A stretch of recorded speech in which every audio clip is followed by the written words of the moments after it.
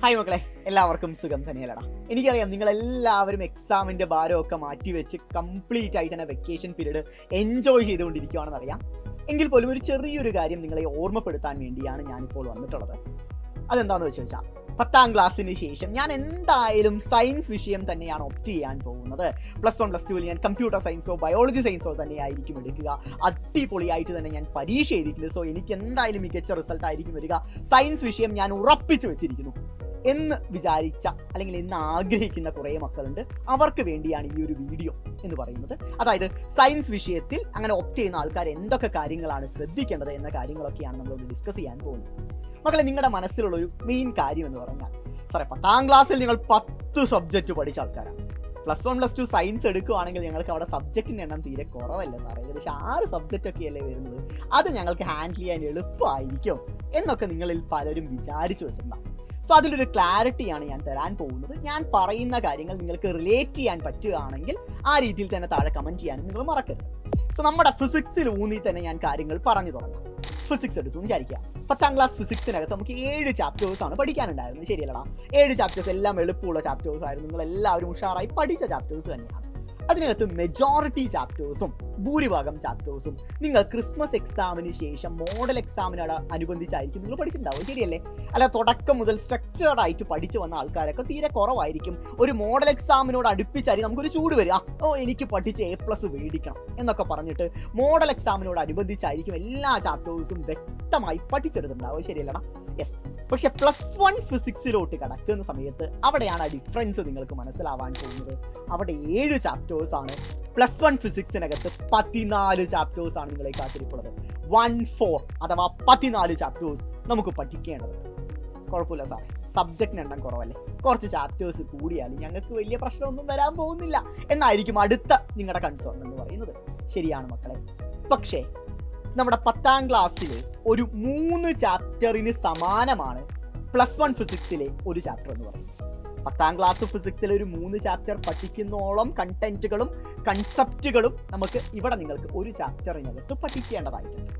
അപ്പോൾ ആ ഒരു ഡിഫറൻസ് മനസ്സിലായവിടെ, ചാപ്റ്ററിൻ്റെ വ്യത്യാസം മനസ്സിലായില്ലടാ.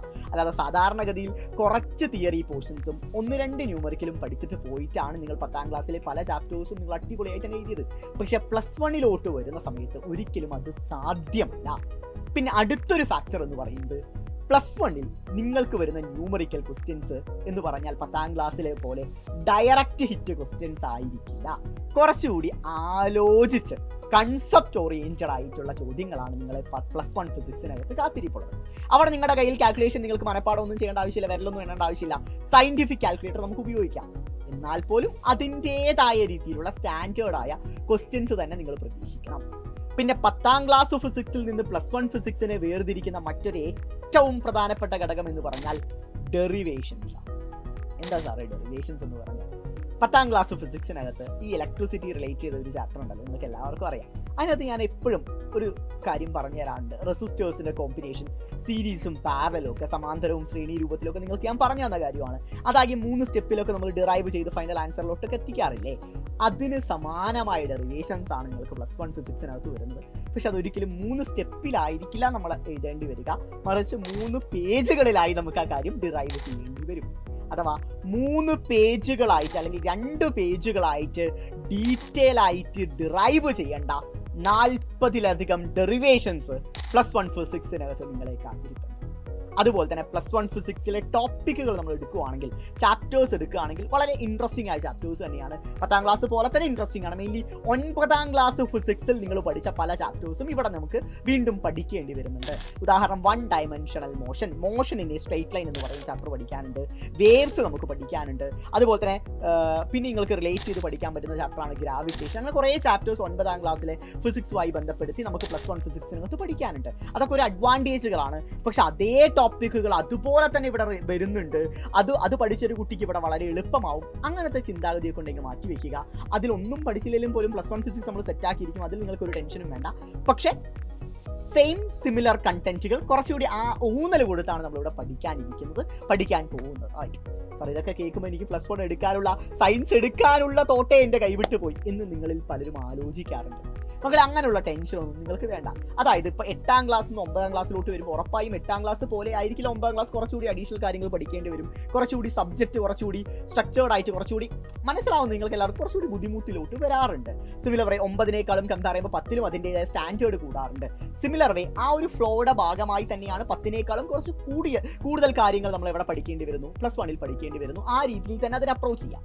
പിന്നെ ഇത് ഞാൻ പറഞ്ഞ കാര്യം ഒരിക്കലും നിങ്ങൾ 10ാം ക്ലാസ് പോലെ ലാസ്റ്റ് മിനിറ്റിൽ മോഡൽ എക്സാമിൻ്റെ ടൈമിൽ പഠിച്ചെടുത്ത് കണക്ക് ഇവിടെ +1 ഫിസിക്സിലോ മറ്റ് സബ്ജക്റ്റുകളിലോ പോസിബിൾ അല്ല. ഒരു ലാസ്റ്റ് മിനിറ്റ് പ്രിപ്പറേഷനിലൂടെ ക്രാക്ക് ചെയ്യാൻ സാധിക്കുന്ന സിലബസോ സബ്ജക്റ്റുകളോ അല്ല +1 നിങ്ങളെ കാത്തിരിപ്പുള്ളത്. സോ ആ സിലബസുകളെയും സബ്ജക്റ്റുകളെയും നമുക്ക് ക്രാക്ക് ചെയ്യണമെങ്കിൽ, നമുക്ക് വ്യക്തമായി തന്നെ പഠിച്ചെടുക്കണമെങ്കിൽ ഒരു അടിപൊളി സ്റ്റഡി പ്ലാനും മുൻകൂട്ടിയുള്ള പ്രിപ്പറേഷനും വേണം. ലാസ്റ്റ് മിനിറ്റ് പ്രിപ്പറേഷന് പകരം ഇനീഷ്യലി തന്നെ ക്ലാസ് തുടങ്ങുന്നതിന് മുമ്പ് തന്നെ, സ്കൂളുകളിലോട്ട് നിങ്ങൾ ചെല്ലുന്നതിന് മുമ്പ് തന്നെ ഓരോ ചാപ്റ്റേഴ്സും നിങ്ങൾക്ക് തറവായിരിക്കണം. ടീച്ചേഴ്സ് ബോർഡിനകത്ത് ഓരോ കൺസെപ്റ്റുകൾ എഴുതുന്ന സമയത്ത് സൈലത്തിൻ്റെ മക്കൾ ഉറച്ച് തന്നെ അടിപൊളിയായിട്ട് ആൻസേഴ്സ് വിളിച്ചു പറയാൻ സാധിക്കണം. ടീച്ചേഴ്സിന് എന്തെങ്കിലും പിഴവുകൾ പറ്റുവാണെങ്കിൽ അതും ചൂണ്ടിക്കാണിക്കാൻ നിങ്ങൾക്ക് സാധിക്കണം. സോ അതിന് തുടക്കം മുതലുള്ള സ്ട്രക്ചേർഡായ പ്രിപ്പറേഷനാണ് അതിന് ഏറ്റവും ആവശ്യമുള്ളത്, അനിവാര്യമായിട്ടുള്ളത്. സോ അതിനെന്താണ് സാറേ സൊല്യൂഷൻ? അതിനുള്ള സൊല്യൂഷനാണ് സൈലത്തിൻ്റെ അഗ്നി ബാച്ച് എന്ന് പറയുന്നത്. സോ അഗ്നി ബാച്ചിനകത്ത് നിങ്ങൾക്ക് അഡ്മിഷൻ എടുക്കാം. ഏറ്റവും ഫീസിബിൾ ആയിട്ടുള്ള എമൗണ്ടിൽ, സാധാരണക്കാർക്ക് വരെ ആക്സസിബിൾ ആയിട്ടുള്ള ഫീസിബിൾ ആയിട്ടുള്ള എമൗണ്ടിലാണ് അഗ്നി ബാച്ച് നിങ്ങൾക്ക് വേണ്ടി സൈലം പ്രൊവൈഡ് ചെയ്യുന്നത്. അതിനകത്ത് എല്ലാ ദിവസവും ഡെയിലി നിങ്ങൾക്ക് ലൈവ് ക്ലാസ്സുകൾ ഉണ്ടാവും. അതായത് നിങ്ങൾ കണ്ടിട്ടുള്ള ഓൺലൈനിലുള്ള നിങ്ങളുടെ സ്വന്തം പ്രിയപ്പെട്ട ടീച്ചേഴ്സ് തന്നെയാണ് ഇവിടെ നമുക്ക് ആപ്പിനകത്ത് ഡെയിലി നിങ്ങൾക്ക് ലൈവ് ക്ലാസ്സുകൾ പ്രൊവൈഡ് ചെയ്യുന്നത്. സോ എല്ലാ ദിവസവും ഓരോ ചാപ്റ്റേഴ്സിലും ഇമ്പോർട്ടൻറ്റ് കണ്ടന്റുകളൊക്കെ പഠിച്ചിട്ടാണ് ഫൈനൽ എക്സാമിലോട്ട് നിങ്ങളെ ഞങ്ങൾ തേച്ച് മിനുക്കാൻ പോകുന്നത്. അതായത് ഏത് ലെവൽ ക്വസ്റ്റ്യൻസ് വന്നാലും നിങ്ങളെ ക്രാക്ക് ചെയ്യുന്ന തരത്തിൽ നിങ്ങളെ ഞങ്ങൾ മാറ്റിയെടുക്കുന്നത്. ഡെയിലി ലൈവ് ക്ലാസ്സുകൾക്ക് പുറമെ റെക്കോർഡഡ് ക്ലാസ്സുകൾ നമ്മുടെ ആപ്പിനകത്ത് അവൈലബിൾ ആയിരിക്കും. ഓരോ ചാപ്റ്റേഴ്സിനെയും ടോപ്പിക് വൈസ് കീറി മുറിച്ച് അതിലുള്ള ഇമ്പോർട്ടൻറ്റ് കണ്ടന്റുകൾ ഓറിയൻറ്റഡ് ആയ റെക്കോർഡഡ് ക്ലാസ്സുകൾ നമ്മുടെ ആപ്പിനകത്ത് നിങ്ങൾക്ക് അവൈലബിൾ ആയിരിക്കും. പിന്നെ +1 കുട്ടി ഏറ്റവും കൂടുതൽ ഊന്നൽ കൊടുക്കേണ്ടത് എക്സാംസിന് തന്നെയാണ്. സോ നമ്മുടെ ആപ്പിനകത്ത് ഓരോ ചാപ്റ്റേഴ്സ് കഴിയുന്ന പക്ഷം ചാപ്റ്റർ വൈസ് എക്സാംസ് അവൈലബിൾ ആണ്. അതിന് പുറമെ മൊഡ്യൂൾ എക്സാം നിങ്ങൾക്ക് അവൈലബിൾ ആണ്. 4 ചാപ്റ്റേഴ്സ് എല്ലാം കൂടി ചേർത്തിയുള്ള മൊഡ്യൂൾ എക്സാം അവൈലബിൾ ആണ്.